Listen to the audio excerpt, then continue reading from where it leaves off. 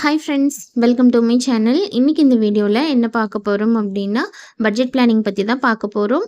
நான் ஒவ்வொரு மாதமும் பட்ஜெட் பிளான் பண்ணி அதிலிருந்து குறிப்பிட்ட அமௌண்ட்டை நான் சேவிங்ஸ் பண்ணி அந்த அமௌண்ட்டை கோல்டுலேயும் சில்வர்லேயும் இன்வெஸ்ட் பண்ணிகிட்ருக்கேன். இது என்னோடய வீடியோஸ் கண்டினியூஸாக பார்க்குறவங்களுக்கு தெரியும். இன்றைக்கி ஏப்ரல் மந்த்துக்கான பட்ஜெட் பிளான் என்ன அப்படிங்கிறத பார்க்கலாம்.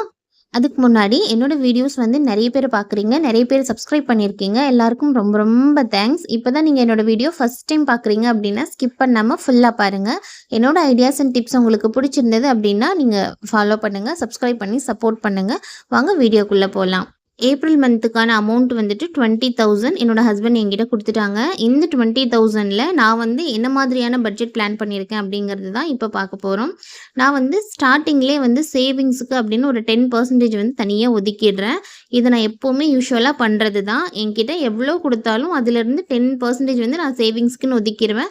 15,000 கொடுத்தாலும் சரி, 10,000 கொடுத்தாலும் சரி, அதிலிருந்து 10% அப்படிங்கிற அமௌண்ட் நான் ஸ்டார்டிங்லேயே சேவிங்ஸ்க்கு ஒதுக்கிடுவேன்.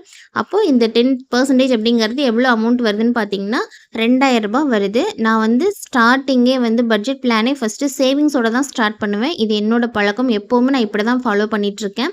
ஸோ 10% அப்படிங்கிறது 2,000 ரூபாய் சேவிங்ஸில் போயிடுச்சு ஃபஸ்ட்டேவும். மீதி இருக்கிற 18,000 ரூபாயில் தான் நான் பட்ஜெட் பிளான் பண்ண போகிறேன். இதை நான் 3 விதமாக பிரிச்சுக்கிறேன். அதாவது நம்ம மந்த்லி வாங்கக்கூடிய க்ரோசரி திங்ஸ், அந்த மாதிரி மாதம் மாதம் ஸ்பெண்ட் பண்ணக்கூடிய மந்த்லி எக்ஸ்பென்சஸ், இன்னொன்று பார்த்தீங்க அப்படின்னா வீக்லி எக்ஸ்பென்சஸ், இன்னொன்று பார்த்தீங்கன்னா டெய்லி எக்ஸ்பென்சஸ். இப்படி நான் 3ஆக பிரிச்சுக்கிறேன். இப்போது மந்த்லி எக்ஸ்பென்சஸில் நான் என்னெல்லாம் இன்க்ளூட் பண்ணியிருக்கேன் அப்படின்னு பார்த்தீங்கன்னா, ரெண்ட்டு நான் இன்க்ளூட் பண்ணியிருக்கேன். ரெண்டல் ஹவுஸில் தான் இருக்கும். ஸோ ரெண்ட்டு நான் இன்க்ளூட் பண்ணியிருக்கேன். இன்னொன்று பார்த்தீங்க அப்படின்னா க்ரோசரி திங்ஸுக்கு ஒரு 2,500 ரூபாய் நான் தனியாக ஒதுக்கியிருக்கேன். ரெண்ட் அமௌண்ட்டு 6,000, க்ரோசரிக்கு 2,500 ரூபாய் ப்ளஸ் மில்க் நான் 1 லிட்டர் பால் வாங்குகிறேன். ஸோ 1 லிட்டர் அப்படிங்கிறது ஒரு நாளைக்கு 50 ரூபாய். நான் 30 நாளைக்கு 1,500 ரூபாய் அதுக்கு தனியாக எடுத்து வச்சிடுறேன். இன்னொன்று ரைஸ் பார்த்தீங்க அப்படின்னா 800 ரூபாய் நான் தனியாக எடுத்திருக்கேன், ரைஸ்க்குன்னு தனியாக. அதே மாதிரி சிலிண்டர் பார்த்தீங்க அப்படின்னா 800 ரூபாய் எடுத்திருக்கேன். நிறைய சிஸ்டர்ஸ் கேட்குறாங்க, சிலிண்டர் 1,000 ரூபாய் இருக்குது, 900 ரூபாய் அப்படி இருக்குது. ஆக்சுவலி சிலிண்டர் 850 தான். நான் 50 ருபீஸ் நான் க்ரோசரியிலேருந்து மேனேஜ் பண்ணிப்பேன். ஸோ சிலிண்டருக்கு நான் 800 ஒதுக்கியிருக்கேன். ஸோ இதுதான் பார்த்தீங்க அப்படின்னா மந்த்லி எக்ஸ்பென்சஸ். இதுதான் எனக்கு ஒரு மாதத்துக்கான மந்த்லி எக்ஸ்பென்சஸ்ன்னு நான் இதை மட்டும் தான் பிரிச்சிருக்கேன். நிறைய சிஸ்டர்ஸ் கமெண்ட்டில் கேட்குறீங்க, நீங்கள் மொபைல் ரீசார்ஜ் பற்றி சொல்ல மாட்டேங்கிறீங்க, டிவி ரீசார்ஜ் பற்றி சொல்லலை, பெட்ரோல் பற்றி சொல்லலை, ஸ்கூல் ஃபீஸ் சொல்லலை, மெடிக்கல் பற்றி சொல்லலை, இந்த மாதிரி நிறைய கேட்குறீங்க.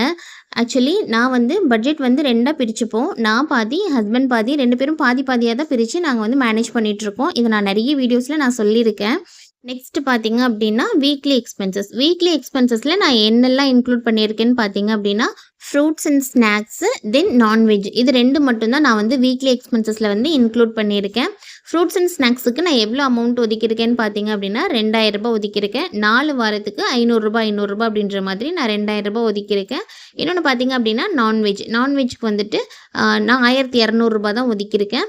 நான்வெஜ் மட்டன் அந்த மாதிரி ஐட்டம்லாம் பசங்க சாப்பிட மாட்டாங்க. ஸோ சிக்கன் மட்டும் சாப்பிடுவாங்க. அதனால நான் ஒரு 1,200 ரூபாய் ஒதுக்கியிருக்கேன். நிறைய பேர் கேட்குறீங்க, ஃப்ரூட்ஸ் அண்ட் ஸ்நாக்ஸுக்கு 2,000 ரூபாய் ஒதுக்கியிருக்கீங்க அப்படின்னு சொல்லிட்டு. ஆக்சுவலி எனக்கு 2 கிட்ஸ் இருக்காங்க. ஸோ கண்டிப்பாக ஸ்நாக்ஸ் அப்படிங்கிறது அவங்களுக்கு இல்லாமல் இருக்கவே மாட்டாங்க. ஸோ அதனால நான் 2,000 ரூபாய் ஒதுக்கியிருக்கேன். வாரம் 500 ரூபாய் அப்படின்ற மாதிரி. நீங்கள் உங்கள் கன்வீனியன்ட்டுக்கு தகுந்த மாதிரி நீங்கள் ஒதுக்கிக்கலாம். எனக்கு நான்வெஜ்ஜுமே என்னோட கன்வீனியன்ட்டுக்கு தகுந்த மாதிரி தான் நான் இங்கே அமௌண்ட் ஒதுக்கியிருக்கேன். நான்வெஜ் பொறுத்த வரைக்கும் மட்டன் நீங்கள் எடுக்கிறீங்க அப்படின்னா கண்டிப்பாக அமௌண்ட் அதிகமாக தான் ஒதுக்கணும். ஸோ அது உங்களோட கன்வீனியன்ட்டை பொறுத்தது. நெக்ஸ்ட் பார்த்தீங்க அப்படின்னா டெய்லி எக்ஸ்பென்சஸ்க்கு நான் எவ்வளோ ஒதுக்கியிருக்கேன் அப்படின்னு பார்த்தீங்கன்னா 3,200 ரூபாய் ஒதுக்கியிருக்கேன். ஒரு மாதத்துக்கு 3,200 ரூபாய் அப்படிங்கிறத நான் 4 வாரத்துக்கு பிரிச்சுக்குவேன். 4 வாரத்துக்கு 800 ரூபாய் அப்படி பிரிச்சுக்கிட்டேன் அப்படின்னா 4 வாரத்தில் 3,200 ரூபாய் எனக்கு கரெக்டாக இருக்கும். இது first week, second week, third week, fourth week அப்படி 4 வாரமாக பிரிச்சிருப்பேன். இதில் நான் என்னெல்லாம் செலவு பண்ணுவேன் அப்படின்னு பார்த்தீங்கன்னா, நம்ம குடி தண்ணீர் வாங்குவேன், ட்ரிங்கிங் வாட்டர் வாங்குவேன், ப்ளஸ் காய்கறி வாங்குவேன். அது மஷ்ரூமாக இருக்கலாம், கீரையாக இருக்கலாம். அதாவது நம்ம டெய்லி காய்கறி என்ன வாங்குவோம், தக்காளி, வெங்காயம், அந்த மாதிரி க்ரோசரி ஐட்டம் தவிர மற்ற காய்கறி ஐட்டம் ஃபுல்லாக இந்த டெய்லி எக்ஸ்பென்சஸில் தான் நான் இன்க்ளூட் பண்ணியிருக்கேன்.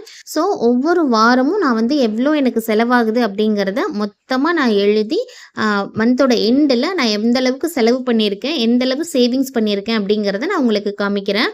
நான் பட்ஜெட் போட்டிருக்கிற இந்த ரூ. 18,000 அட்லீஸ்ட் ஒரு 5,000ஆவது இந்த மந்த் நான் சேவிங்ஸ் பண்ணணும் அப்படின்னு எய்ம் பண்ணியிருக்கேன். பார்க்கலாம் எந்த அளவுக்கு என்னால் சேவிங்ஸ் பண்ண முடியுது அப்படிங்கிறது தெரியல. மந்த் எண்டில் தான் எனக்கு தெரியும். ஸோ மந்த் எண்டில் நான் உங்களுக்கு எந்த அளவு சேவிங்ஸ் பண்ணியிருக்கேன் அப்படிங்கிறத நான் உங்களுக்கு சொல்கிறேன். மார்ச் மந்த்தும் பட்ஜெட் போட்டேன். அந்த பட்ஜெட்லேருந்து என்னால் எவ்வளோ சேவிங்ஸ் பண்ண முடிஞ்சது அப்படிங்கிறத நான் வந்துட்டு நெக்ஸ்ட் வீடியோவில் சொல்கிறேன். ஏன்னா இன்றைக்கி ஒரு நாள் இருக்குது. இன்றைக்கி முடிஞ்சதுக்கப்புறம் என்னால் எவ்வளோ சேவிங்ஸ் பண்ண முடிஞ்சது அப்படிங்கிறத நான் உங்களுக்கு சொல்கிறேன். நிறைய சிஸ்டர்ஸ் வந்து கமெண்ட்டில் வந்து ரொம்ப ஃபீல் பண்ணுறாங்க. நான் வந்து சேவிங்ஸ் பண்ணணும்னு நினைக்கிறேன், ஆனால் என்னால் சேவிங்ஸே பண்ண முடியல சிஸ்டர் அப்படின்னு சொல்லிட்டு. நீங்கள் இந்த மாதிரி பட்ஜெட் போட்டு அந்த பட்ஜெட்குள்ளே உங்களோட செலவுகளை நீங்கள் பண்ணி பார்த்தீங்க அப்படின்னா கண்டிப்பாக உங்களால் நிறைய சேவிங்ஸ் பண்ண முடியும். நான் வந்து பாஸ்ட் 2 இயர்ஸாக தான் இதை ஃபாலோ பண்ணிகிட்ருக்கேன். அதுக்கு முன்னாடியே நான் ஃபாலோ பண்ணலை. எனக்கும் சேவிங்ஸை பற்றின ஒரு அவேர்னஸ் இல்லாமல் தான் இருந்தது. இப்போ ஒரு 2 இயர்ஸாக தான் நான் வந்து இதை ஃபாலோ பண்ணிகிட்ருக்கேன். ஸோ நீங்களும் ட்ரை பண்ணி பாருங்கள், நிறைய சேவிங்ஸ் பண்ண முடியும் உங்களாலையும். என்னோட இந்த பட்ஜெட் பிளான் உங்களுக்கு பிடிச்சிருந்தது அப்படின்னா நீங்கள் ஃபாலோ பண்ணுங்கள். இந்த சேனலில் நான் நிறைய money savings videos, then goal savings videos, then budget videos, இந்த மாதிரி சேவிங்ஸ் ரிலேட்டடான வீடியோஸ் நான் நிறைய கொடுத்துட்ருக்கேன். நீங்கள் ஒரு வாட்டி விசிட் பண்ணி பாருங்கள். என்னோட ஐடியாஸ் அண்ட் டிப்ஸ் உங்களுக்கு பிடிச்சிருந்தது அப்படின்னா நீங்கள் ஃபாலோ பண்ணுங்கள். உங்கள் ஃப்ரெண்ட்ஸ் அண்ட் ஃபேமிலிக்கும் ஷேர் பண்ணுங்கள். இன்னைக்கு கொடுத்துருக்கிற இந்த வீடியோ உங்களுக்கு பிடிச்சிருந்தது அப்படின்னா நீங்கள் லைக் பண்ணுங்கள். நீங்கள் கொடுக்குற ஒவ்வொரு லைக்கும் எனக்கு நெக்ஸ்ட் வீடியோ மேக் பண்ணுறதுக்கு மோட்டிவேட்டாக இருக்கும். ஸோ வீடியோ பிடிச்சது அப்படின்னா நீங்கள் லைக் பண்ணுங்கள், ஷேர் பண்ணுங்கள், கமெண்ட் பண்ணுங்கள், சப்ஸ்கிரைப் பண்ணி சப்போர்ட் பண்ணுங்கள். தேங்க்ஸ் ஃபார் வாட்சிங்.